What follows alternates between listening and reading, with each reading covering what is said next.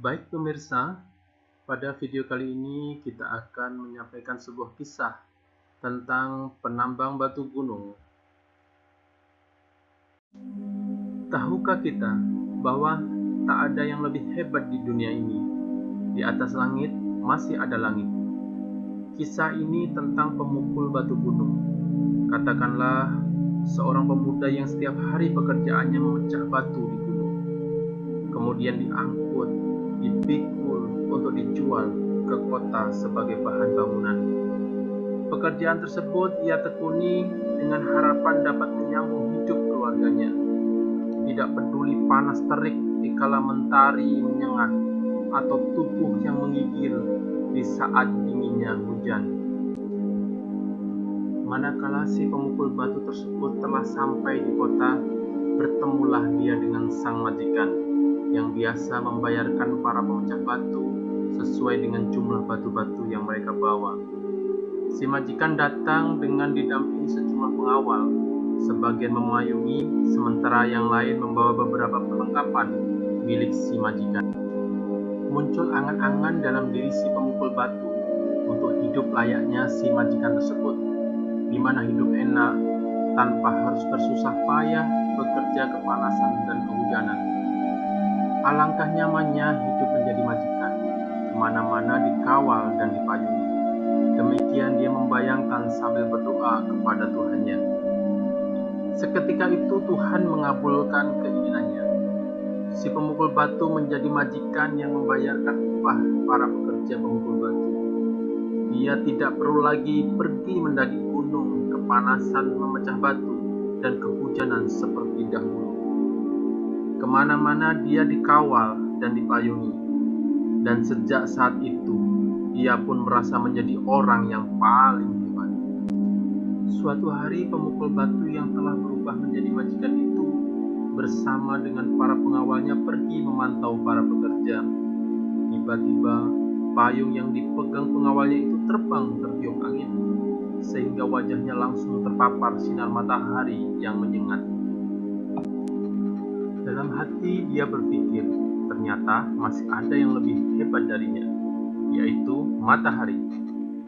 Dalam hati ia iri dengan kehebatan matahari yang sinarnya dapat menjangkau semua sudut-sudut di bumi. Dia pun ingin menjadi matahari. Ia lalu berdoa kepada Tuhan agar ia dijadikan matahari. Tuhan lalu mengabulkan permohonannya. Si majikan lalu berubah menjadi matahari. Dengan leluasa dia menyoroti seluruh sudut-sudut bumi dengan sinarnya. Dia pun merasa paling hebat tanpa tanding. Seluruh pelosok bumi dia jangkau dengan sinarnya. Dengan sinarnya yang terik, ia mengeringkan gabah Pak Tani. Bahkan ia dapat menguras air sumur di musim kemarau. Namun tiba-tiba datanglah segumpal awan hitam menghalangi sinar matahari itu. Matahari kaget dibuatnya. Ia merasa telah terhalangi oleh awan hitam itu. Ia sadar ternyata selain dirinya masih ada yang lebih hebat. Segumpal awan yang terdiri dari sekumpulan kabut yang nampaknya lebih lemah ternyata bisa menghalangi sinar matahari.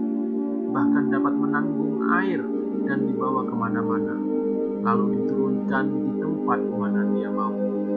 Wah, hebat ya jadi awan, gumamnya. Bisa bawa air kemana-mana, aku harus jadi awan. Demikian pikirnya dalam hati. Matahari lalu berdoa agar dijadikan awan. Tuhan pun mengabulkan permintaannya. Matahari lalu dirubah menjadi awan yang menggumpal, melayang ke sana kemari dengan membawa air.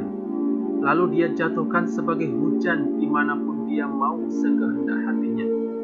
Lagi-lagi dia merasa menjadi paling hebat, paling berjasa kepada manusia.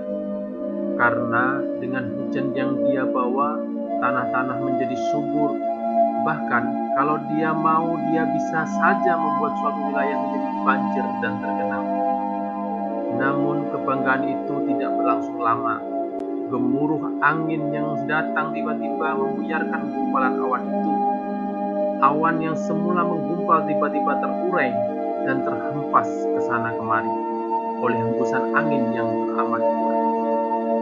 Awan menjadi kaget, heran melihat kekuatan angin yang begitu dahsyat. Awan menjadi iri dan ingin dijadikan angin. Awan pun berdoa supaya dijadikan angin. Tuhan adalah Maha penerima doa.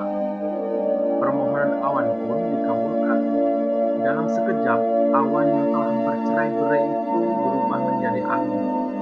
Dia berhembus dengan leluasa, masuk dalam celah yang kecil, masuk dalam tubuh makhluk hidup.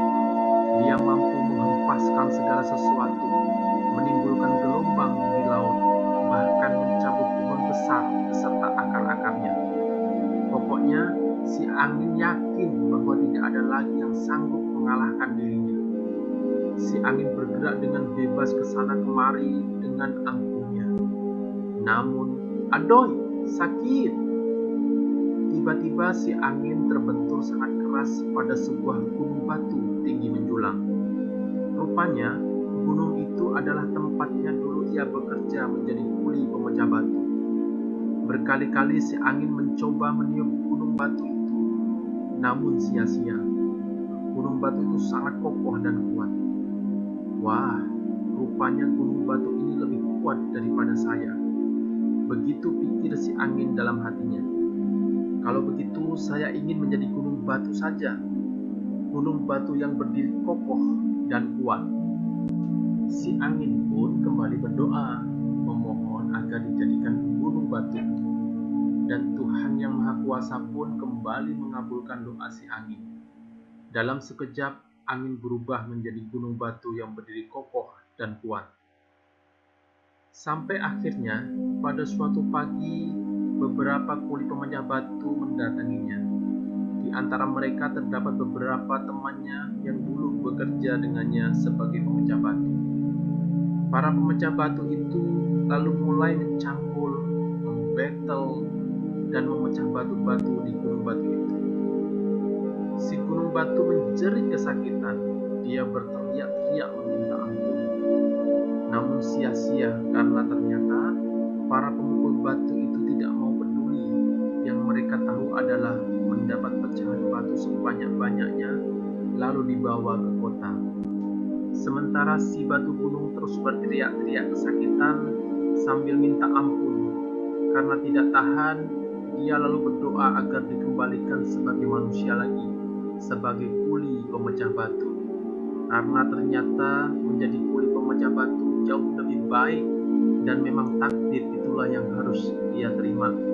Sembari si gunung batu berdoa, para kuli pemecah batu masih terus melakukan penggalian dan sibuk memecah batu. Dan si gunung batu pun terus berteriak-teriak kesakitan. Aduh, sakit sekali, hentikan. Ya Allah, kembalikan aku menjadi manusia lagi, menjadi kuli pemecah batu kembali, pintanya. Sampai akhirnya si kuli pemecah batu itu terbangun dari tidurnya. Rupanya dia baru saja mengalami mimpi yang sangat panjang. Dia terbangun dan menemukan dirinya tetap sebagai manusia dan sebagai kuli pemecah batu. Sejak saat itu, dia kembali menekuni pekerjaannya dengan sabar dan penuh kesyukuran. Dia menyadari penuh bahwa segala ciptaan Allah memiliki kelebihan dan kekurangan masing-masing. Tidak ada yang lebih hebat selain Sang Maha Pencipta.